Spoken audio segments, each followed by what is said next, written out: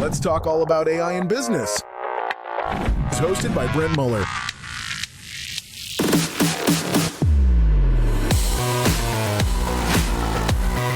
Welcome to the Future Proof Podcast.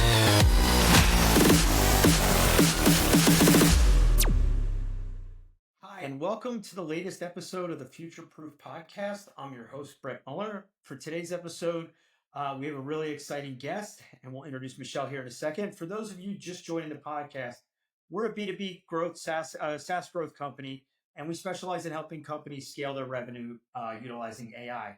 So if you want to learn how to take your business to the next level, make sure you stick around.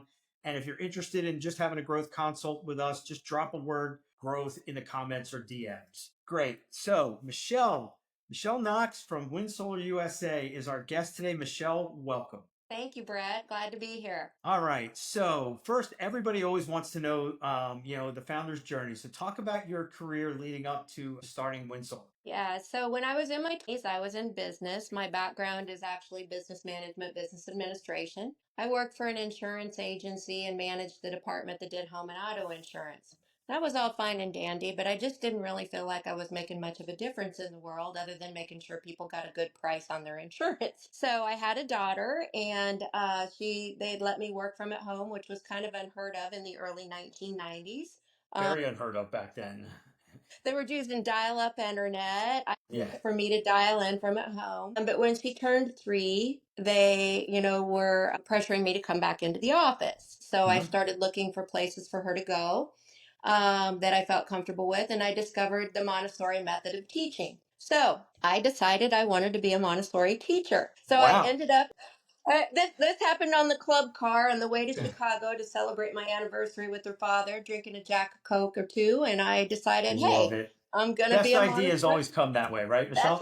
That's right. So that was in March, and in June, I resigned from my full-time position doing insurance. Still stayed on and helped him part-time, but I went to school to be a Montessori teacher. I then started doing that, did that for 10 years. Got to have my daughter with me through the time that she was 12 as a result. So it was That's wonderful. awesome. And so upon that, in 2007, I once again was having an adult beverage, this time with a friend who was from Colorado. We're finding a theme of how the We ideas are, come, aren't we? right?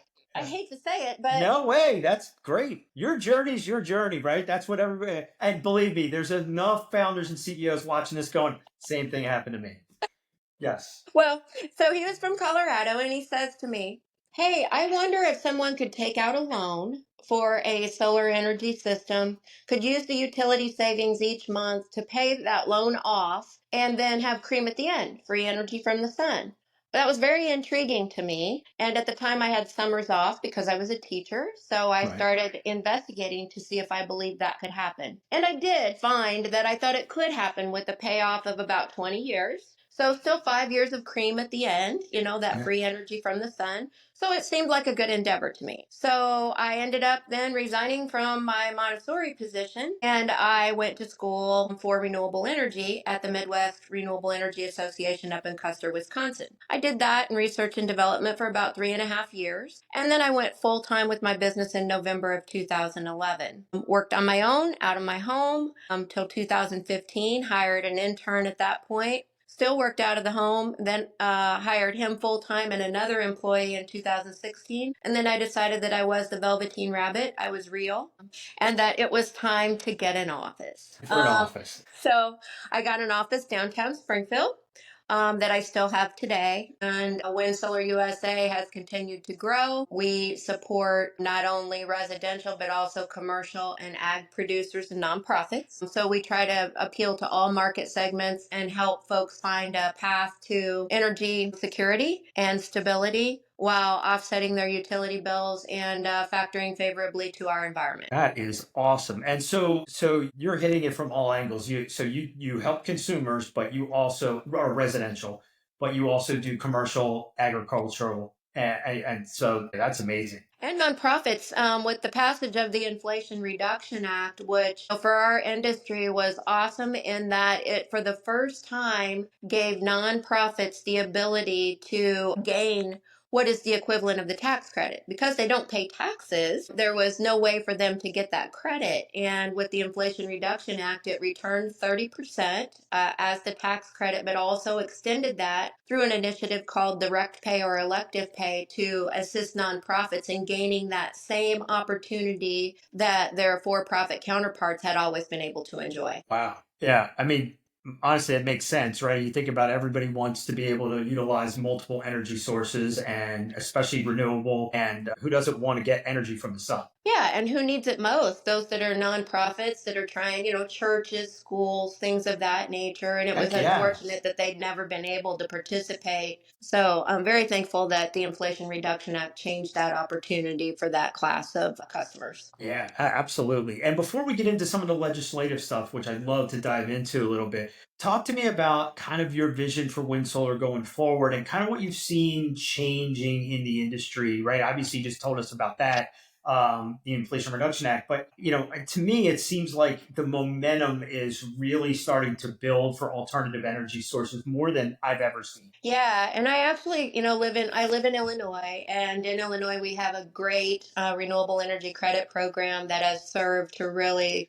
um, boost renewable energy growth in our state. We have what's called a Renewable Portfolio Standard, or RPS, that says that as a state and the investor-owned utilities, which our two largest utilities are Ameren and ComEd, that we want to get to 40% renewables by 2030. So a pretty aggressive goal. Very aggressive, yeah.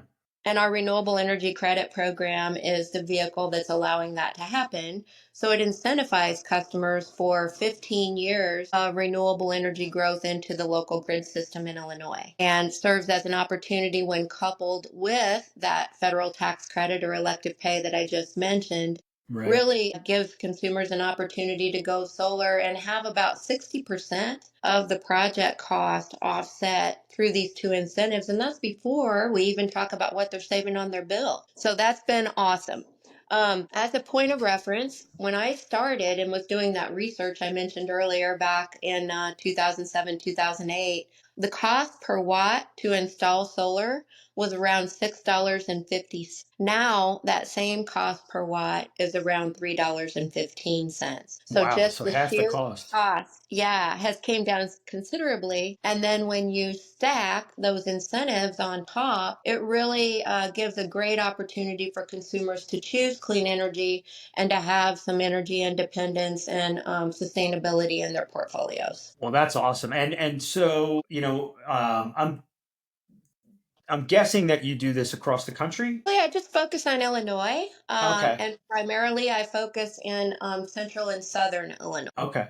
So, Michelle, do you talk to your counterparts in other states? Because that's one of the things that I've heard about solar, that the incentives that Illinois is doing, different states have different incentives, but not all of them offer these incentives. That's correct. Particularly the Renewable Energy Credit Program that I mentioned is a state-specific incentive that many states don't have. And that really has elevated Illinois. We just recently got notification that we're number 4 in the nation in terms of renewable, the percentage of renewables that we have. And That's so awesome. that was a wonderful thing for us to all hear, those that have been working hard in the state for all this time to try to make those opportunities exist. Yeah, no, that's fantastic. And like I said, I've talked to a number of folks in your industry recently, and they're kind of seeing the similar things, that the prices are coming down, the momentum and the incentives are there for people to take advantage. I just don't think everyone knows of these changes. And I would imagine that's part of the hardest part of your role, is educating the public about what's available and how cost effective it becomes. You are exactly right. And this is where me being a teacher, Yeah. really, like everything that we do in life builds. I look back to the days when I was playing basketball as a fifth grader out on the courts, and I'm pretty good at shooting free throws. I'm pretty good at playing horse and pig. We flash forward, and I'm a teacher. Now I'm out on the playground with the little boys, and I'm playing basketball, and they're amazed that their teacher can actually shoot a free throw. we take my business background of Mm. working in insurance and my business admin and management, and then we move into me being a teacher, and then we take those two things and put them together into running a renewable energy business. And I really think that a big part of the reason that I have been able to be successful is because of my ability to educate and communicate. And early on, I was doing a lot of educational presentations out in the community to various social groups, Lions clubs, things like that, Right. Rotary, just trying to get the word out and to try to dispel some of the myths that existed around renewables. And today, I will tell folks when I do a presentation with them, we generally do them now via Zoom. This is the era that we're in, right? Yeah. But I don't consider myself a salesperson. I consider myself an educator. I think if I Yeah. do a good job of educating, it sells itself. Absolutely. Yeah, and there's no need for high pressure tactics or anything like that. Just present the information in a straightforward format that folks can understand, and they'll make the decision themselves. Yeah. Yeah, I couldn't agree more. And for what we do, right, on our side, on the growth side, it's the same thing, Michelle. Everyone's kind of mystified or about, kind of the AI and the automations and what they do. And so we think that's all we have to do as well as educate and do some demos. And it sells itself. It's not that. So, but what you're talking about is it has such wide appeal, and I just think that if people knew more, they want to do this because we're realizing that the energy options that we have today, they've been there, but they're more affordable and they make more sense than ever. Agreed, percent. And so it becomes an effort of making sure that the opportunities continue to stay in play at the federal level, making Right. sure that the opportunities stay in play at our state level, and again, making sure that everybody understands the opportunities. Absolutely. So Yeah. talk to us about some of the legislation stuff that you're seeing that you mentioned to me before the podcast. I feel like it's something that we need to hit on and talk about and get the word out there. Yeah, I'd be happy to. So, in my state and in many states, there's different utility structures, right? In Illinois, we have what are called the investor owned utilities that I mentioned previously. Those are Ameren and ComEd. And then we have what are called municipal and rural electric cooperatives. So, municipal utilities are those that are in cities in which the city has its own utility department and that the governance comes from city council. Rural electric cooperatives are in rural areas, obviously, and they are governed by their boards. So, in both of those situations, we call those public utilities. Okay. Yeah. So because I live in a rural area, I have municipalities and co-ops all around me. And back in 2017, I started to see the differences between the policies for renewables in those territories versus the policies in the investor-owned utilities, where there is oversight in Illinois administered by our Illinois Commerce Commission. So there's governance there that's on a state level, whereas in the public utilities, it's at the local level, in theory. I'll say in Got it. theory. Yeah. And So what I did is I identified what those issues were, and I called them hot topics originally, and started talking to the associations for the munis and also for the co-ops about how we could maybe work together to come up with some better avenues for the folks that are. It's about 1 million folks in Illinois living in these territories. wow, not a So this small number. not a small number. Right. And it's been going on since 2017. We had discussions, and then in our state in 2021, we passed what is called the Climate and Equitable Jobs Act, and we incorporated a provision called the right to self generate, which was the first time that any attempt had been made on a legislative level to give folks in these areas a hand up, if you will, Yeah. some type of certainty. It got dwindled down by the time that it finally got As it always does. Right. you know how that goes in negotiations. So it was a good attempt, but it didn't quite do what we needed it to do. So we fast forward, and those hot topics were taken and put into a bill. It's called the CRGA, CRGA, the Clean and Reliable Grid Act. It encompasses a lot of things, including storage, transparency, and this component I'm talking about, which is called the Solar Bill of Rights. So what it's intended to do is to give folks living in those muni and co-op territories similar rights to those that live in the investor-owned utilities, while still recognizing that it is a different utility animal, if you will. Right. So we've been doing negotiations on that. It is in both the House and the Senate. We have bills. So it's very exciting to see that all of this work by many people, not only myself, but many people, is coming to fruition in the fact that we have a bill and that we have something that we can now educate legislators about and constituents in terms of reaching out to them. So it's kind of a power play. And I think in today's times when we all kind of feel sometimes helpless to the system, or maybe that our voice doesn't matter, it's a good story because this is living proof that our voices do matter and that if you work hard enough, you can make a difference and you can get bills in play in our democracy to try to make a difference on a higher level. Yeah. Talk about hot topic. No doubt about it. Yeah. Hot topic, especially today. Yes.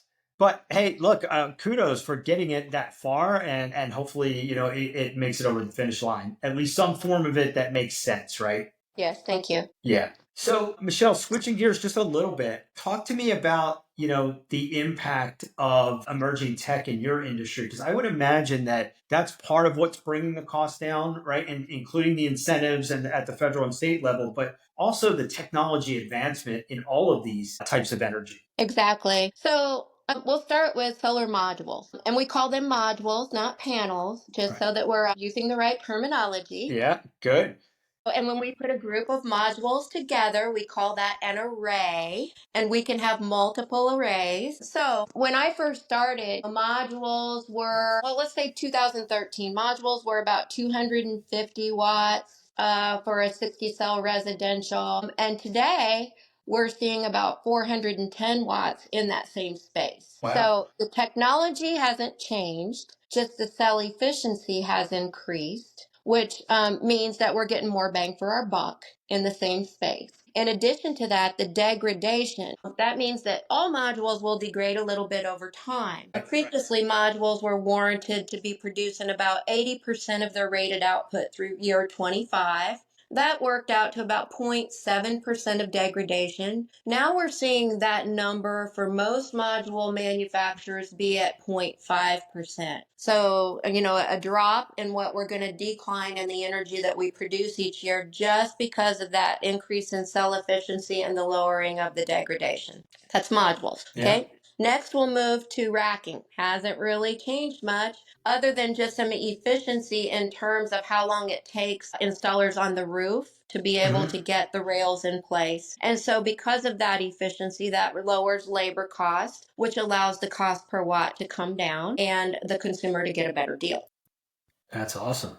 Next, we'll move to inverters. Now, this is where we've seen quite a bit of change from the time that I started. So there's two types of inverters. There's what we call micro inverters. In that situation, a little inverter gets placed behind each module, and it converts the DC power that modules produce to the AC power that we use when we plug in. We're not like our European counterparts where we're just using DC power. If we were, we wouldn't need an inverter here. But unfortunately, in the US, we use AC power, so we have to have this inverter. So in the microinverter system, each module's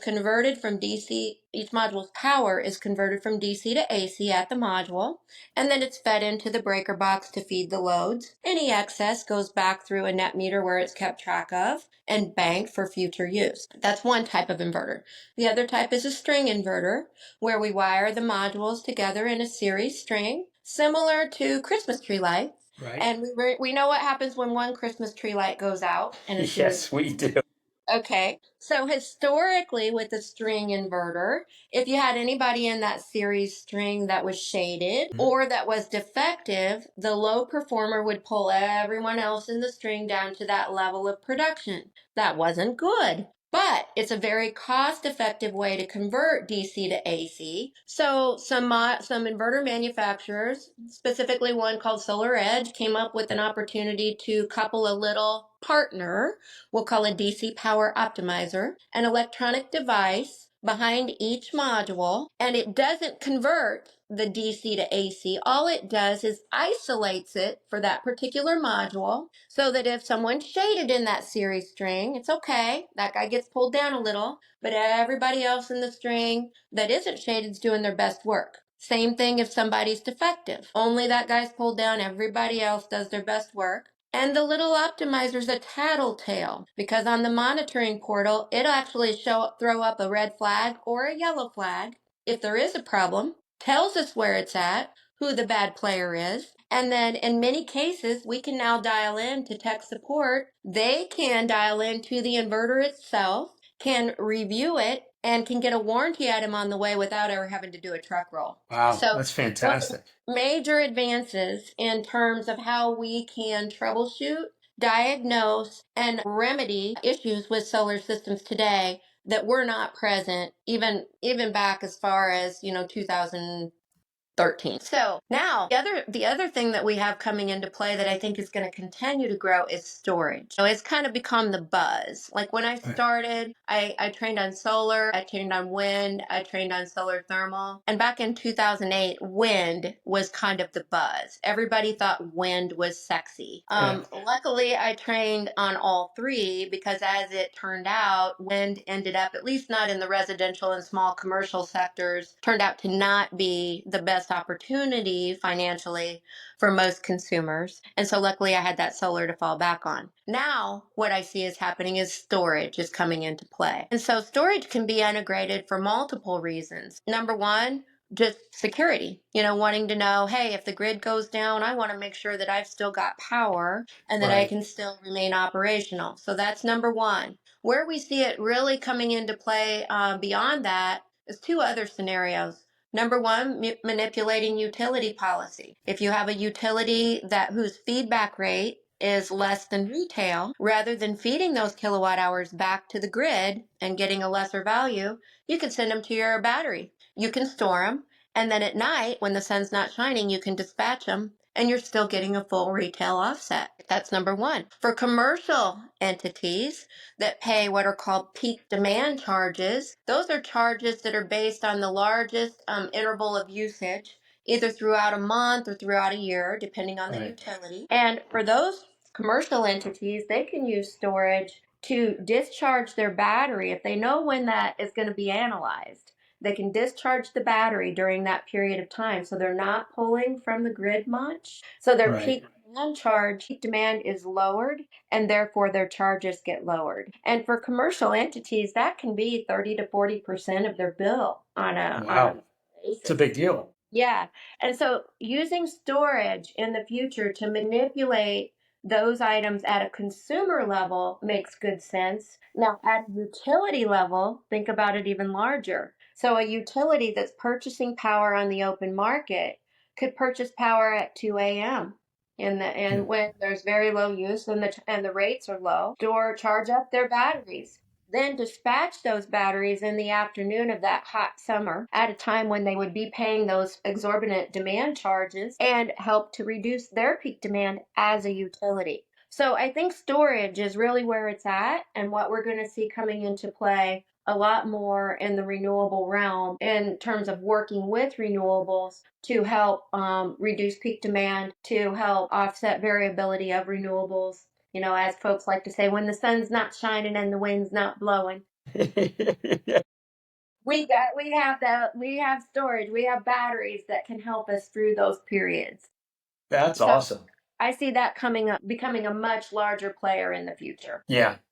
And honestly, we have parts of the country where, the grids are taxed, and this is going to become, and I see people buying generators more and looking into solar options more for that reason, and not realizing that it should be an everyday thing.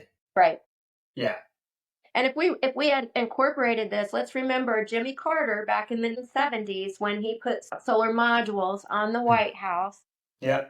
and really was trying to get us to move more towards renewables. If we had done it at that time, where we are today would be much different than where we really are. So unfortunately, he had the foresight, but it's not too late. We're still here. We're getting it done. Yeah. Hey, look, better late than never, right? Let's just let's turn the tide now. That's right. That's Yeah. right. So, Michelle, I told you I was going to ask you a couple questions at the end, right? One is, what is something that you do personally that you think other founders and CEOs would find useful with AI? Well, I use AI pretty much every day because I'm an inquiring mind. I always want to know something, right? And so AI has been wonderful for that. So I love the summaries that are prepared. I guess really the only concern I have about it is the verification of the information, making sure that it is actually factual. So I think Yeah. it's a wonderful tool for all of us to have. But I think that we also have to remember verify, verify. Yeah. Yeah. I've been doing a lot of my research on Perplexity for that reason, so I can get all the sources, right? Right, Then right. I go in and say, all right, well, at least, all right, I know I'm on the right track. Now I trust it. Yeah. Yeah. Yeah. So that also in helping to just look at something I've written and to make sure that it's put forth in the best way possible. To take some AI suggestions for that is something else that we've been or that I've been utilizing. Beyond that, I've not really tapped in to using it with other programs as much as I probably will, strictly because we've got to keep operating the business while learning at the same time. So Absolutely. to your point, education on AI, I think, is critical, and finding formats to present it to busy business owners and employees where they can gain the opportunities and the advantages that it brings in a short amount of time will be critical to its widespread implementation. Yeah, and but we're trying to do our part with we are doing some virtual events for founders and CEOs so they can get a better idea and a holistic picture because everyone knows it's useful. It's just where and when and how to implement, right? So we'll be rolling some of that out. But Michelle, getting back to WindSolar, right? So it sounds like you've had an unbelievable journey. I love the way you tie your background and do the building blocks, right? Because it really, I can name, probably 10 other CEOs that I've talked to just in the last couple of weeks were the same thing, right? When they start to piece their story together, like, okay, I get it. It built on top of each other. So I know that you're going across 4 different customer profiles, right? But you obviously have set up some goals out for growing the business, right? So hypothetically, if you had a magic wand to fix one thing in your business that would help you grow faster and hit those numbers, what would you use that magic wand on? It would be, so we call it the solar coaster. All The right. solar coaster. You Okay. know I how think a I know what roller you're going to coaster goes say. like this? Yeah. Yeah. So we call it the solar coaster, and it's the ebb and flow, if you will, of it. So we're on high, everything's going great. We've got a 30% federal tax credit that's returned. We've got a robust renewable energy credit program in the state of Illinois. We've got good utility policy, and then the solar policy changes. So here we go down. Now we got to figure out, how do we manipulate through that? How are we going to adjust our proposals so that it's better meeting this new policy? Okay, we get that done. We come back up. Okay, now we get a new administration, and the new administration maybe isn't as favorable for renewables. And so we've got to worry about, on the federal level, is that policy going to change? Is the solar coaster going to take a dip again? Then on the state level, we come back up. We figure out, okay, we're all right for now. We're okay. We come back up to the top. And now on the state level, the renewable energy credit pricing is up for every year it gets reevaluated. And in the small category, the draft pricing is to drop 17.4%. There we are down again. So what do we got to do? We got to write comments. We've got to say why we don't think that's a good idea. It's going to put a chill to the market so that we can get it back up. So I guess if there's one thing that it's not really one thing, it's multiple things, but it's policies across all of the different levels that we have to operate on that affect It'd be a that. little more, yeah. Yeah, and regardless of how well you've developed your business, how hard you work, none of that really matters when there's these external things that are always happening. And so as a CEO, I've always taken a stance of being very engaged in all of that, utility policy, federal, state policy. And I think that that probably holds true for most industries across the board, but I think ours might be a little more subject to it just because it's relatively new and people don't fully, it's not really new, but to most people it is, don't fully understand it. And so it's kind of scary. Yeah. But yeah, I feel so like riding the roller coaster. So I feel like you wear like, multiple hats, right? CEO, but you're also part politician, part lobbyist, part policy advocate, just because you're trying to keep it steady, right? That's it. Trying to Yeah. create stability, and that's a difficult task that I probably spend the majority of my time every day on. Yeah. Yeah. Well, no, Michelle, this has been very, very eye-opening. Thank you for spending time with us. And we'll put all the links below when the podcast goes live, but tell everybody how to get in touch with WindSolar. Okay, our website is www.windsolarusa.com. I can be reached by email at Michelle, Michelle, at windsolarusa.com. And those are the two best avenues to reach us and learn more about us. And if I can ever answer any questions, I'm an educator here to help. Love it. Love it. Thank you, Michelle, so much for spending time with us. And that wraps up this episode of Future Proofed. Until the next episode, thanks, everybody. Thank you, Brett. Have a good one. If you're ready to embrace change and lead with innovation, be sure to subscribe and never miss an episode. Thanks for tuning in to the Future Proof Podcast.